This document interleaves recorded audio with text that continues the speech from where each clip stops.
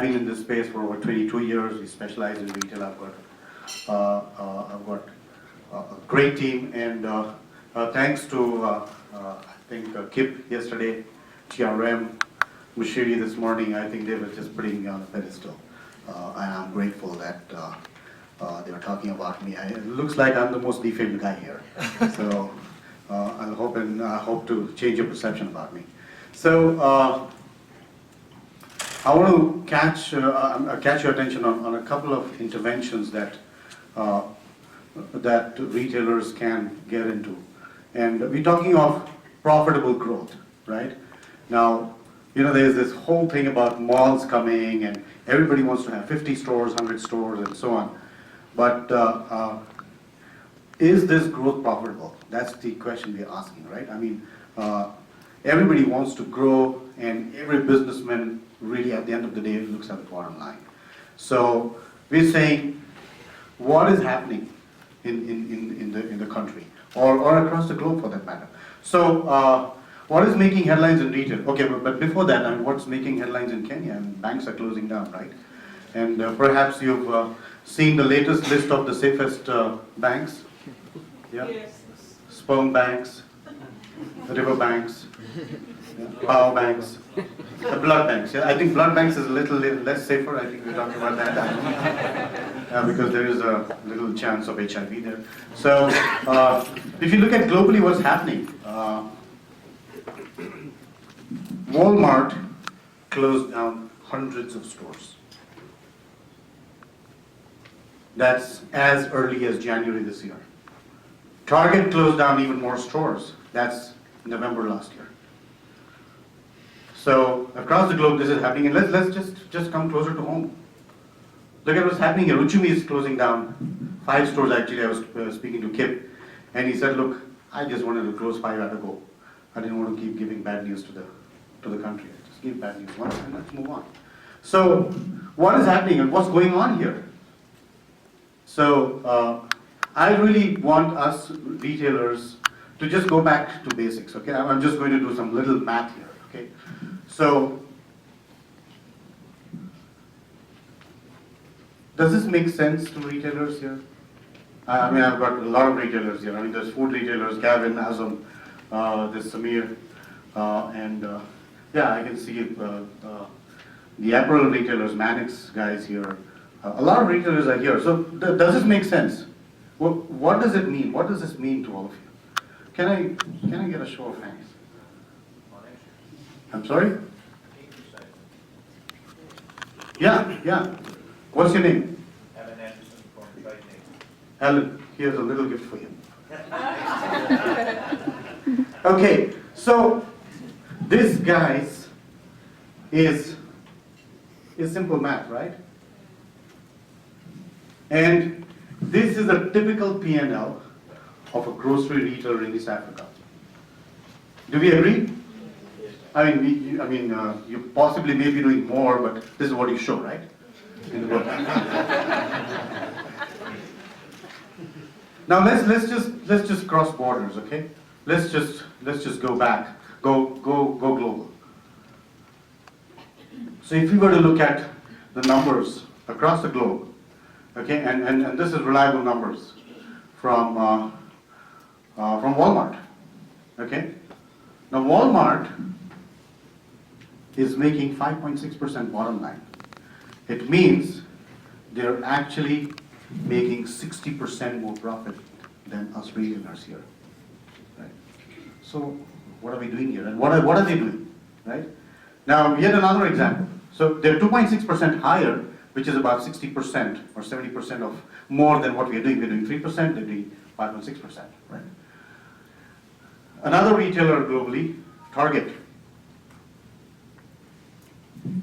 Yeah, that guy is also doing 2.03%, more than us, which is again 60-70% more than what we're doing here.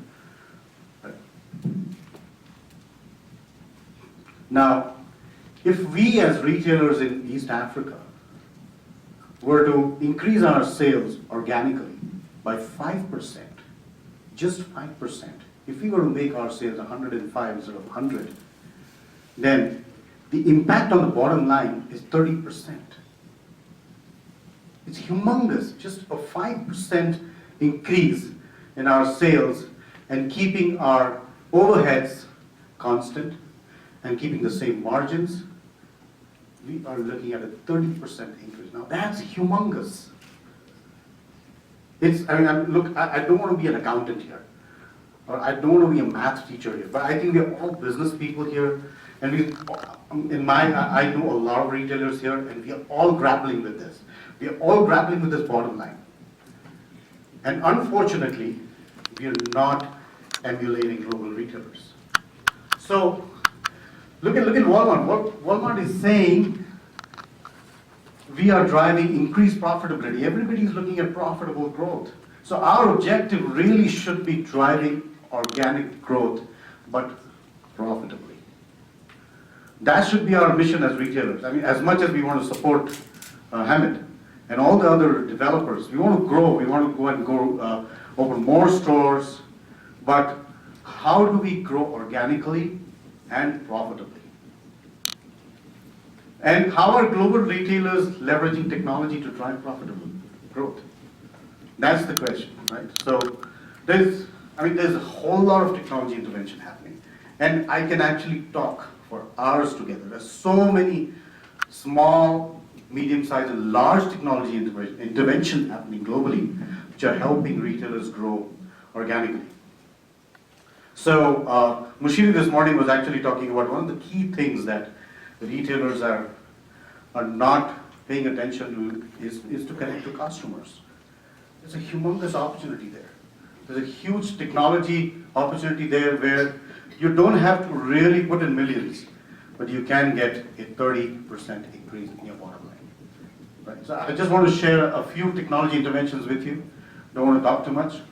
So it's about driving better customer experience and customer engagement, which will drive sales.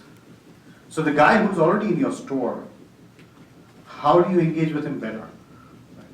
How do you create an experience that will drive sales, that will induce purchase? So again, there are a lot of technology tools, right? So one of the things that is really close to my heart is beacon technology. It's silly stuff, really stupid technology. This is Bluetooth based, working on sending push messages to customers on their smartphones. And we know in Kenya, for example, over 70% of the phones in Kenya are smartphones. Now that's an opportunity for all of us to go and tap into that smartphone and send really targeted messages to our customers, which will induce purchase. And it'll help him. It'll help him or her to buy the right thing at the right time. That's what we're talking about here. So I just want to share what little thing is happening here in the fashion space and also in the grocery retail space. A couple of videos. A new era of consumer engagement has arrived, and technology is creating new opportunities to engage and influence our customers. Google's latest in-store research reveals 8 out of 10 shoppers use their smartphones in-store, spending 25% more in-store versus their non-smartphone counterparts. We can't afford not to get their attention. But how do we do this when these valuable customers are also the biggest drivers of the self-help trend? Reflected in the latest research, 65% of smartphone shoppers prefer to learn about products from their phones instead of seeking advice from sales assistants. In fact, almost half of smartphone shoppers use their device in store for over 15 minutes per visit. The answer lies in the path to purpose. Using technology to create and deliver content that focuses on our consumers' passions and interests, and personalizing that experience is key. Beacon technology plays an integral part of creating a personalized experience, connecting you directly to your customer's smartphone. Location-based messaging pushed out from these beacons will give your communication context and value. Using beacon technology, we can create opportunities for you at every turn.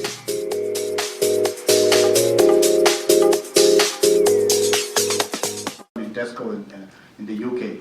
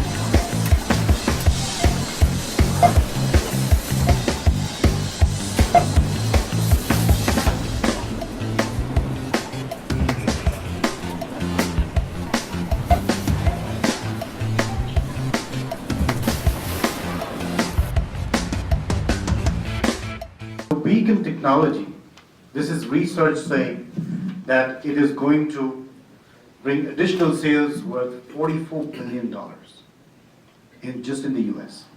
And retailers are sitting on a gold mine.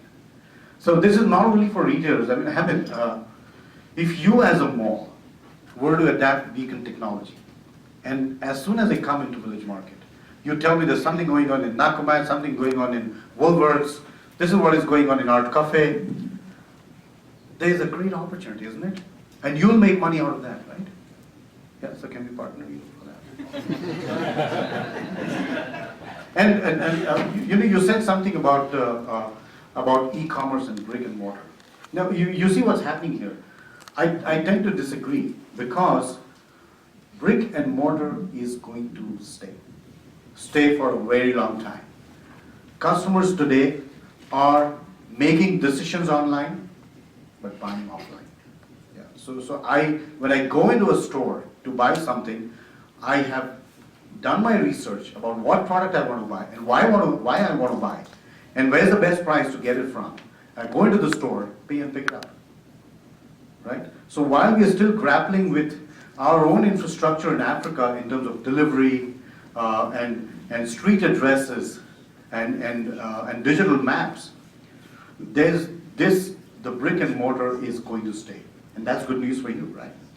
Yeah. So there's opportunity here, right? And this is very, very minimal investment. These are small devices that you put all across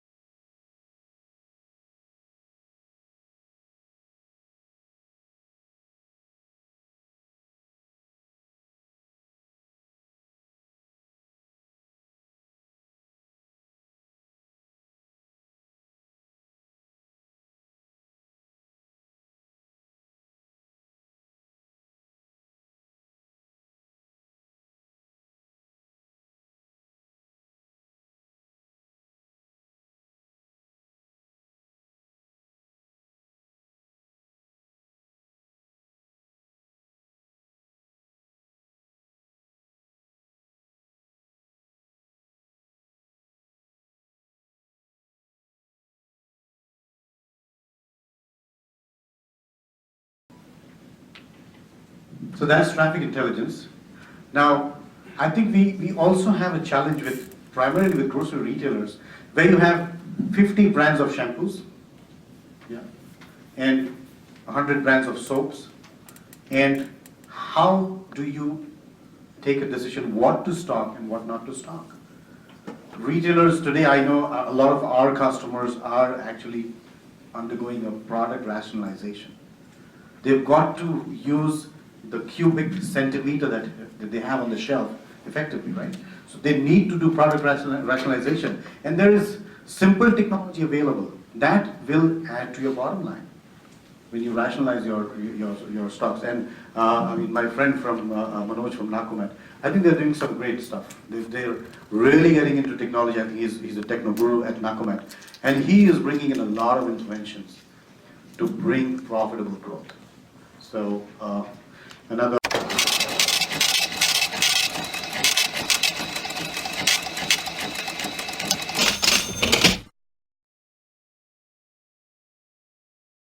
Marketers and advertisers have no choice but to innovate. Millions of new products, improved labels, and even more improved labels are launched every year. A little change here, a little change there, but for the customer, it's new. As retailers, we have no choice but to stock each and every one of these, and then stock some more. But here comes a slight problem: the customer. The customer is excited by these, all right, but only about 340 of these actually strike the customer's fancy. And again, not every customer thinks alike. The 340 varies from customer to customer. Where the customer is unsure herself, how can the retailer rationalize product assortment? What to promote? What to dispose? We can stick to the old age system, check movement, sales, returns, and such, and then take action, but at today's pace, we can't afford to do that. The customer is fickle, and if we don't live up to her expectations, she can change her favorites fast. Also, don't forget that size doesn't matter anymore. Small specialties can easily take customers away from large formats. And to add to all this, you are stuck with a whole lot of wasted perishables. You're stuck with products that are not moving. Your capital is tied up and you're making losses every day. And to top it all, your customer's gone as well. This is where advanced retail-focused analytics comes in. By analyzing customer demographics, patterns, ability of the merchandise to add variety in the category, transferable and associated demand, and 100 other variables, product rationalization analytics can help you arrive at a perfectly optimized assortment. This helps you know what to stock based on variety, quality, and presentation. It helps you save by avoiding overstocking. It helps you manage precious shelf space well and without risk. It helps customers access just the products they want by cutting out confusing large assortments. In short, you're saving more, selling more, and your customers swear by you. And yes, the sun is shining and the birds are chirping. Yes, I mean, basic analytics. I think we've got a few analytics providers here in the room. So there's a whole lot happening. And it's basic stuff. It's not rocket science. And I think these are interventions that can really bring about profitable growth. So I mean, there's so many things. So Nitin was telling me that he's got a certain store in Sarit where if a customer doesn't find a certain item in stock, they have a place in the mall where you can go and tell them that, look, this store didn't have this in stock. So they then go back to the tenant and say, look, your customer was looking for this. So I know Tesco in the UK have started what they call, they've started crowdsourcing stockouts. So they're telling their customers, if you see an empty shelf, take a photo and WhatsApp it to this number, and we'll give you 10 extra Tesco Club points.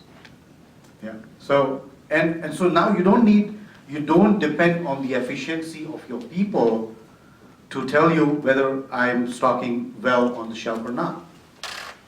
Now the customer is telling me, look, I came for this product and I didn't find it. Can you do something about it? And for reporting that, I'm being rewarded by the retailer. So you're really employing your customer cheap to tell you what they need. That's technology. I mean, it's super basic stuff. So Some other stuff, I think, Mushri spoke about, why do they need a 2,000 meter store, right? So again, you can use technology. I know Tesco again has started this curbside collect, where you order from your office, and on your way home, you just pick it up from a station, or from a fuel station, or from a truck that is parked in the parking, and so on. Okay, so left, what is left? Okay. 5 minutes left, okay. So no questions, right? Okay, great. Okay, so I just want to share this little piece, and then I'm off.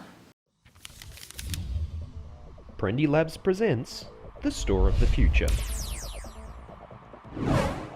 Combining traditional bricks and mortar with digital technology and interactivity is the next step for retail in not only Australia, but the rest of the world. The internet has affected retail by offering a nearly limitless range of products at often cheaper prices with the convenience of shopping from anywhere. The physical retail store will always exist, but its form needs to change. It is the shopper's in-store experience that will get them talking and keep them coming back.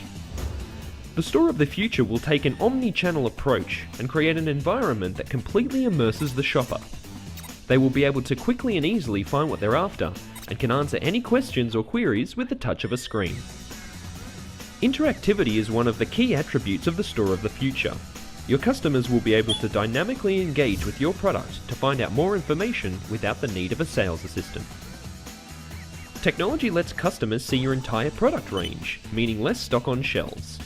A single item can stand in place for all of its size and colour variations to provide the look and feel, with remaining stock being held out the back or off-site, ready for instant delivery. This will remove the need for long lines, as orders and payment transactions can be processed anywhere in store, even without the need of a sales assistant. Even today, customers have more technology at their fingertips than ever before, and they are not afraid to use it. Embrace the potential with a custom smartphone application, which will create an omni-channeled experience for your shoppers while providing valuable insights into their preferences. Audience measurement can identify in-store demographics, allowing for more targeted campaigns. Content can automatically change based on who is looking at the screen, adding relevance to the individual shopper. Augmented reality can help add an appealing visual aesthetic to your store. Turn a lucky door prize, a simple welcome or thank you, or even a whole storefront into an amazing experience for your shoppers. Ultimately, it is about creating a personal, relevant in-store experience that the customer will remember. What does your store of the future look like? If you haven't started this conversation, then you're already behind.